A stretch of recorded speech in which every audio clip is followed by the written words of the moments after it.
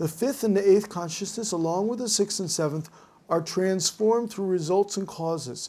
And these transformations are changes in name only, not essence. So if these transformations take place without lingering attachments, then even in the midst of prosperity, you can keep the non-moving samadhi. Okay, so most people, when they have the difficult situation, for example, they don't have enough food to eat, they have very difficult circumstances, they get the very simple mind. They can, people, when things are difficult, people mind become more simple and less confused.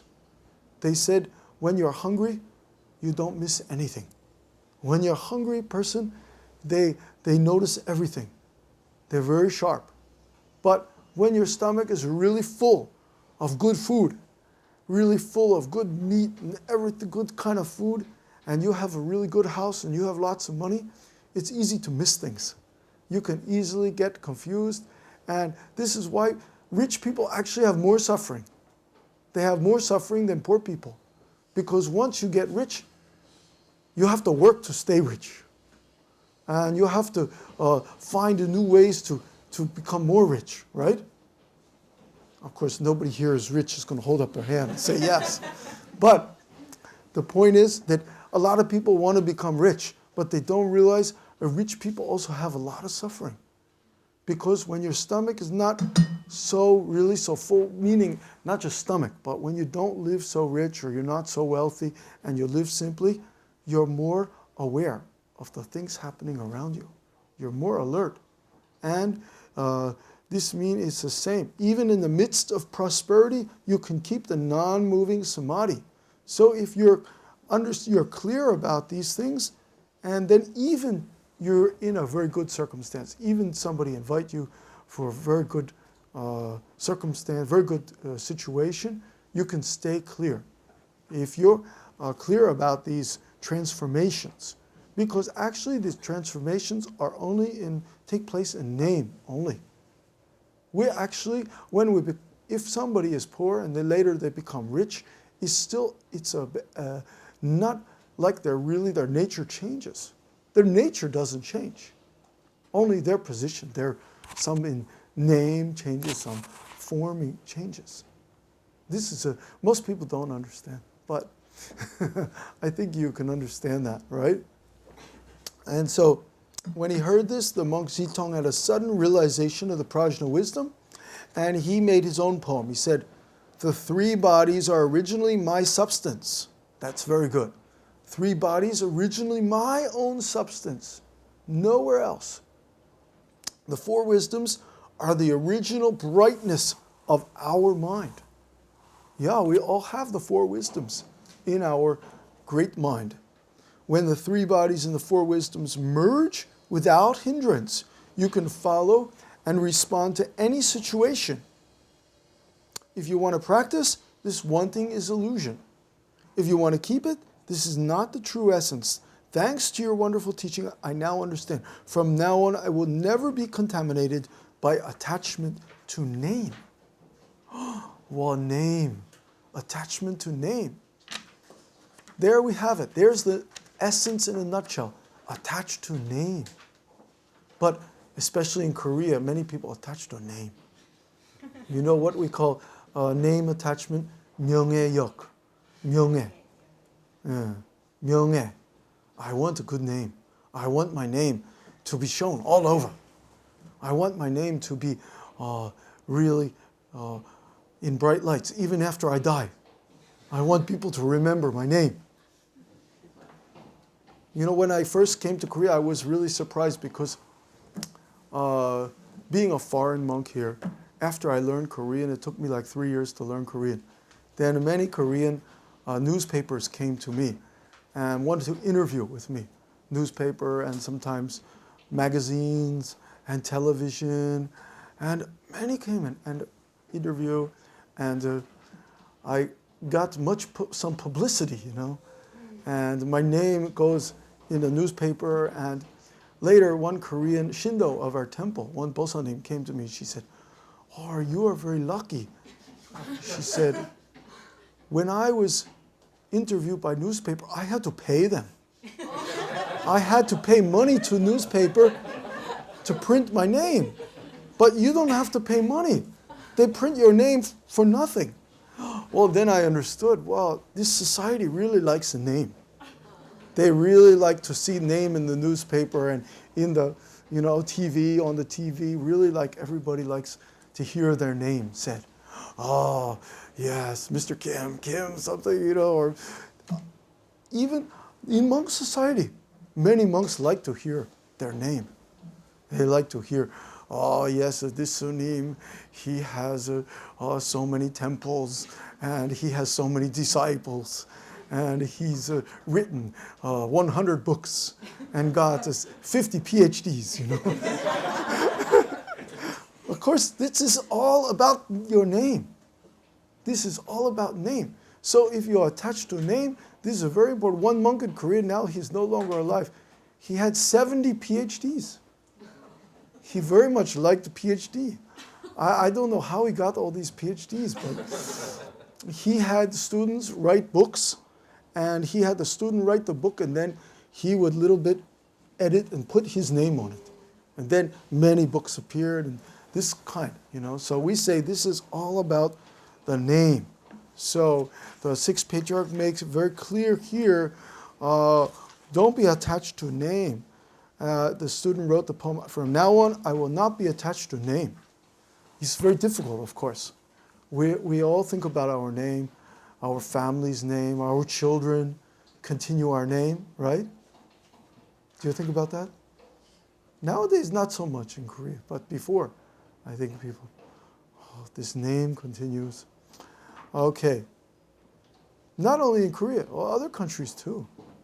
People do that. So, we continue on page 212. Another monk came, and he had become a monk in his childhood. And he came to bow to the Patriarch, and the Patriarch asked him, "Where do you come from? And what do you want?" And he said, "I have recently been to the White Peak in Hongju to learn from Master Da Tong. He taught me the meaning of seeing your true nature, becoming Buddha. But I still have some doubts. So I've traveled far to pay my respects. Will you kindly clear them up for me, sir? What instruction did he give you?" And then he goes on to talk about all this instruction that he got. And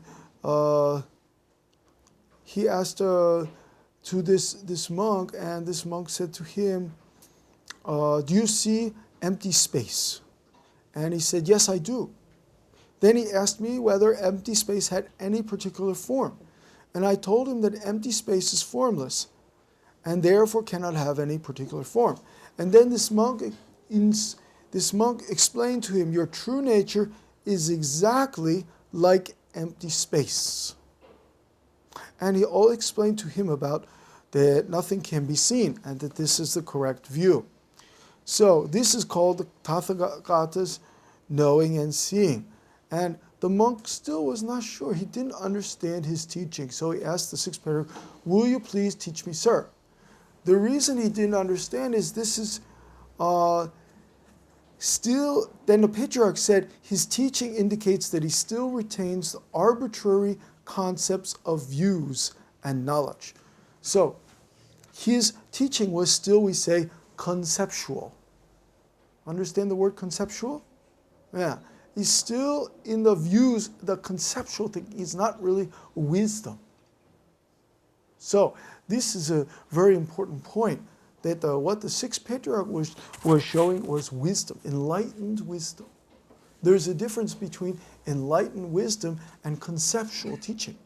So saying that your true nature is exactly like empty space, this is still conceptual. You can understand empty space, but what's empty space? We really don't understand what empty space is. Do you understand what empty space is? Can you show it to me?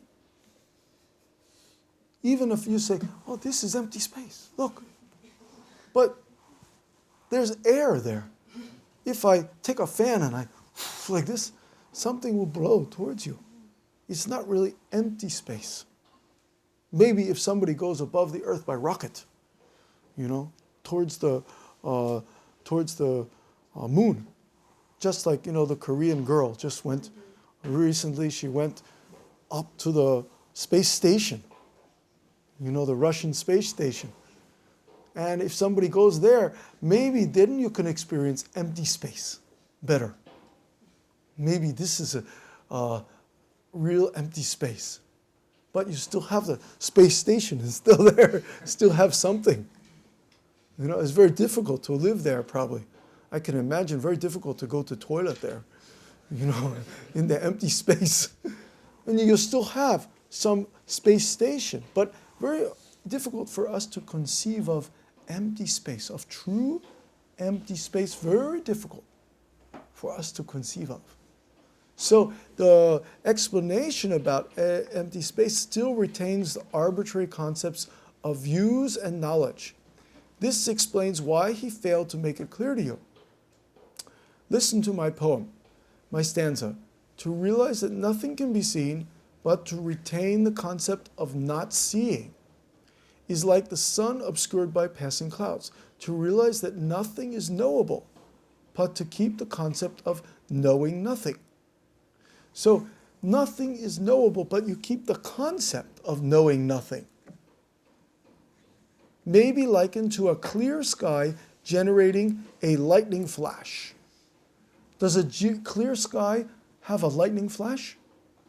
No. Think about it. Use your brain, okay? If there's a clear sky with no cloud, absolutely no cloud at all, completely clear blue sky, does lightning flash and rain come down? Does it come down? No, you must say no. Does the lightning and the thunder, does it come out of nothing? No. There must be clouds. There must be some cloud in the sky for lightning and rain to appear. Where does the lightning come from? This is electrical energy when cloud together, There's clouds crash together. Then this sound, and this first you see this lightning like that. But this doesn't come from the empty blue sky. If the sky is just blue and there's nothing there, it's not going to happen. So he said, it's likened to a clear sky generating a lightning flash. To let these arbitrary concepts rise momentarily in your mind indicates that you have misidentified true nature and that you have not yet found the skillful means to realize it.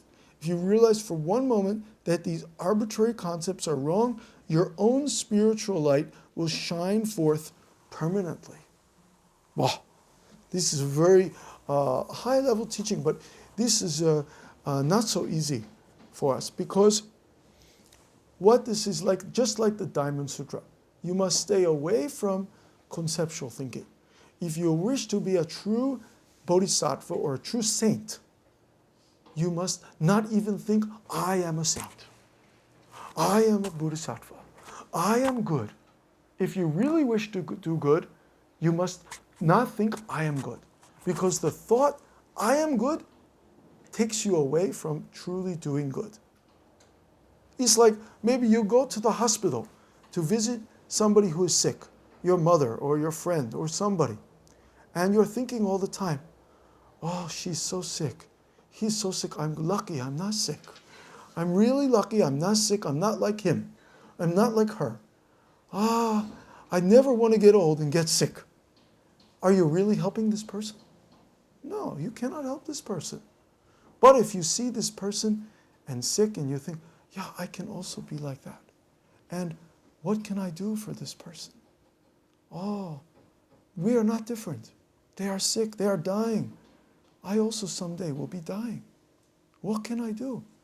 This is a true bodhisattva. This is the true saint, the mind of the saint. But if you have the concept, oh, I don't want to be sick. I don't want to be old. Oh, I don't want to be old. You already have a problem. You already become a little lost in your conceptual thinking. You cannot be the really saint. Those people who are the real saint or the real bodhisattva, they are just become one with those people who are poor, those people who are sick, those people who have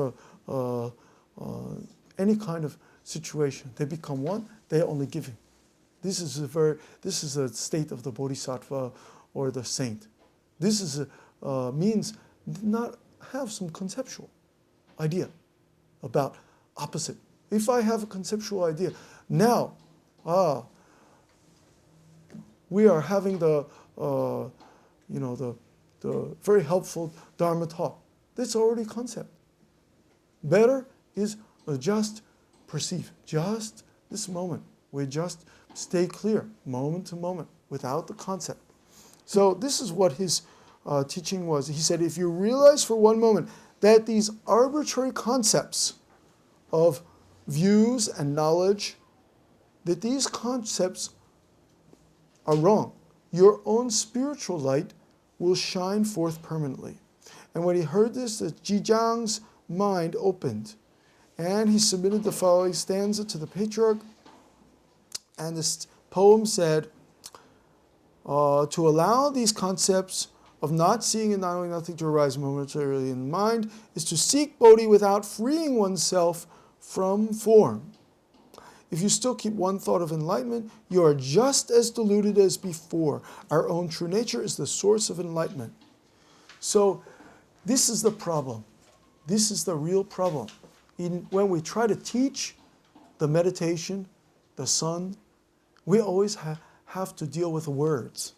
And when we deal with the words, people get some kind of concepts. In Korean Buddhism nowadays, many people say, or Korean Zen, people say, Wadu ilyam.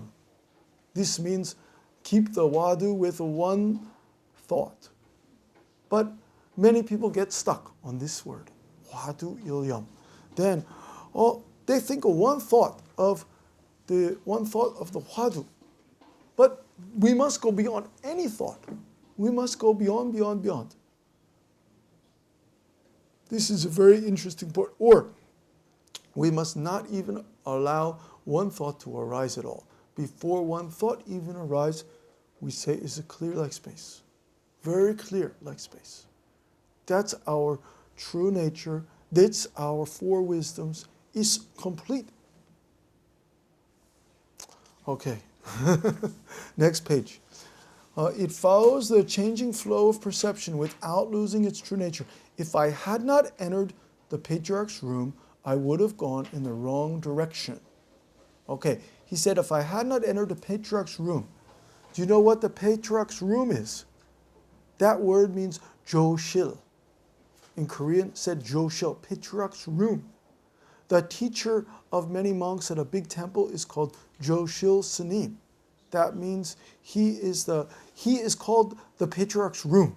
His name is the patriarch's room. Okay? This is a very difficult position to have. This is the most difficult position to have because this title is very high, much higher than Juji, or higher than Huiju, is Joshil. It's like your job is a patriarch's room if your name is Joshil. It's a very difficult job. You can imagine. Okay? So that's, he said, if I had not entered the patriarch's room, I would have gone in the wrong direction. So this is where that Joshil, or that title came from. China. They have the patriarch's room. And the monk who lives in the patriarch's room is the Joshil Sanim. If you go to the Sixth Patriarch temple in China, his temple's name is Namwa Sonsa. Namwa Zen Temple. Yeah, Namwa Sonsa. This temple is not so far from Hong Kong. From Hong Kong, going north to Guangzhou. From Guangzhou, go north maybe 6 hours by train, and there is temple. It's called Namwa Sonsa. I went there a couple times actually. And this patriarch's room is always way in the back of the temple. Because the patriarch is considered the most senior position. So his room is always the most far back in the very far back of the temple. That's a patriarch's room. So that's also where the sixth patriarch was staying. So again, we see many people, many monks, and many venerables came to the sixth patriarch and asked him these kind of questions. He asked again, Buddha taught the doctrine of three vehicles, also that of a supreme vehicle. I don't understand this. Well, we can go through all these things, but it's many of this is a little repetitive. So I won't go through each example. It's a little repetitive, but the same point is that he explained that this small vehicle, Hinayana, and this great vehicle, Mahayana, and the supreme vehicle, he explained about these.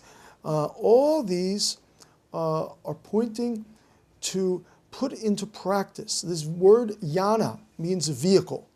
If you look down here on page 214, it says the word yana means vehicle, which implies putting into practice. Argument on this point is quite unnecessary. Everything depends on self-practice, so you need not ask me anymore. True nature is always in a state of thusness. And Jijang, the monk Jijang, he bowed and thanked the patriarch, and after this he attended on the master until his death.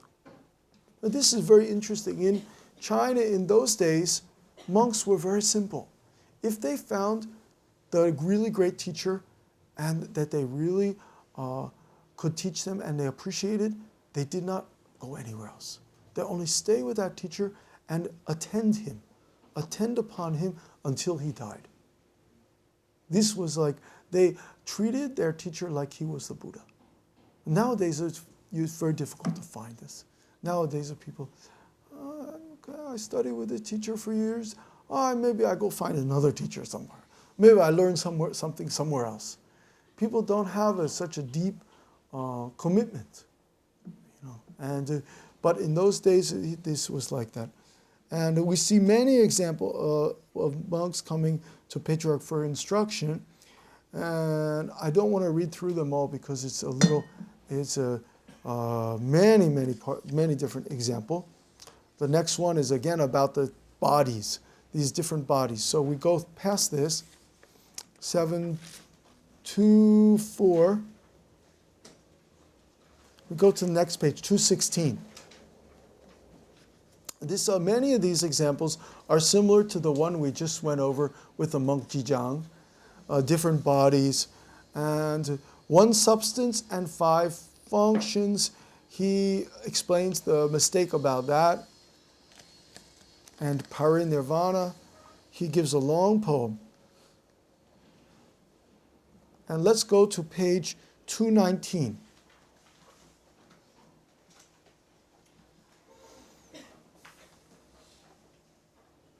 And this is a very interesting dialogue. Bhikkhu Shengshi, Zen master, was born of the Lu family, and he heard that the teaching of the patriarch had enlightened a great number of people. And he came to Chao Kui, which is where the patriarch was, to pay his respects and asked this question: what kind of practice should we do so we don't fall into levels of attainment? This is a good question. What kind of practice can we do so we don't fall into mistaken notion of attainment? And the patriarch said, what kind of practice did you do before? He said, I don't even practice the noble truths. You know what the noble truths are? Sasangje. You know what that is? He said, I don't even practice this. Then what level is that? What level can there be if I don't even practice the noble truths? So he gave a very good answer to the Sixth Patriarch. This is one of the few times where the Sixth Patriarch approved of the person who was asking right away. And deeply impressed by his answer, the Patriarch made him the leader of the assembly. His answer was very good. I don't even practice the noble truths. What level is that? What level can there be if I don't even practice the noble truths? The Four Noble Truths are the most basic teaching in Buddhism. Every Buddhist understands them. The truth of suffering, the cause of suffering, the way out of suffering, the Eightfold Path. Every Buddhist understands these. These are the most basic, but he said, I don't even practice these.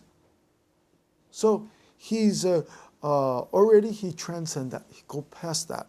And there's no level then. If you don't practice that, there's no level. That means everything has the same nature. He's already that level. So the patriarch made him the leader of the assembly. And he stayed. One day the patriarch told him he should spread the Dharma in his own district so that the teaching might not come to an end. And after he received transmission from the patriarch, he returned to the mountain in his native district, Huineng Mountain, and he spread the Dharma widely and thus perpetuated the teaching of the master. So he was known as a Zen master on his own right. He already became known as a Zen master, and he continued to spread the Sixth Patriarch's teaching. So this is one example where the teachers and the disciples' minds became one mind. And because they become one mind, he was able to continue the Dharma of his teacher.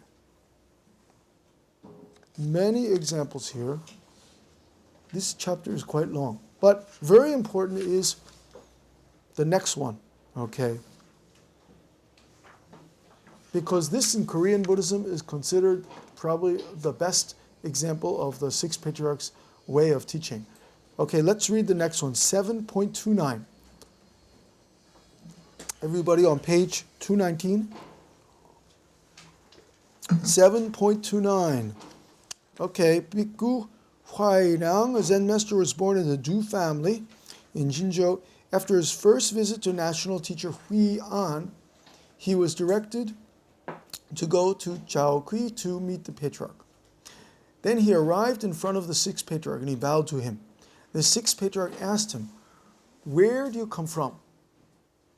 This is a question that the Zen master will usually ask the student. Where do you come from?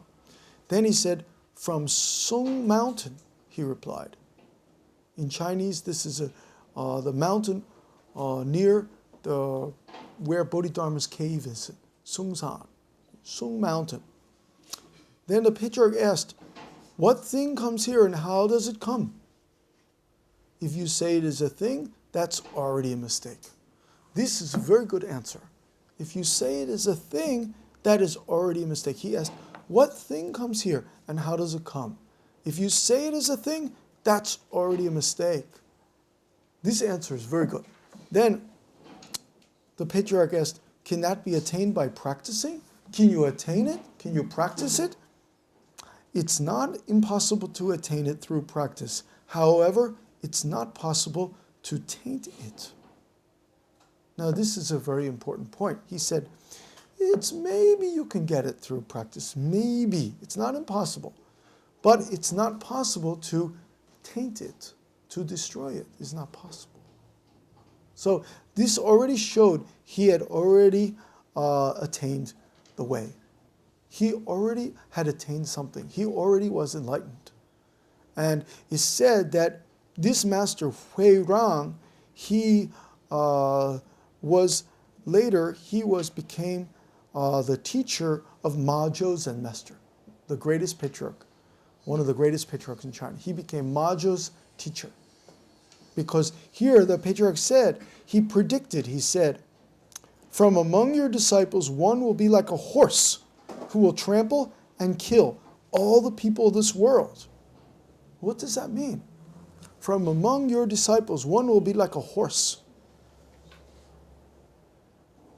The Chinese character for Ma Zhou, is horse. Ma means horse. That's the point. But Ma Zhou was not born until many years later. So they say that the Sixth Patriarch, he understood what was happening in the future. He could understand the future. He understood that this Huineng would have a disciple, and the disciple would become a great master in China, become Ma Zhou. So he said, among your disciples, one will be like a horse who will trample and kill all the people of this world. What does that mean? It's a very strange language, isn't it? Huh? Anybody understand? Like a horse means his name will be Master Ma. But kill all the people of this world. What does that mean? Kill? Does it really mean he will kill all the people of this world? What does that mean? Oh, correct. Okay. So, the meaning he will kill all the people of this world means he will teach all the people of this world. Meaning his power is so great that he will kill all the mistaken ideas of the people of the world. He will kill all the ignorance of the people of the world. This is how the Chinese express themselves. It's a little different than we understand. It doesn't mean he will go and take a knife and kill.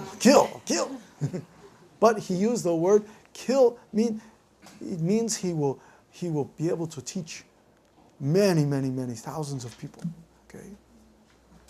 All right. So today I will finish there. This chapter has many interesting points in it, so it'll take time. But are there any questions today?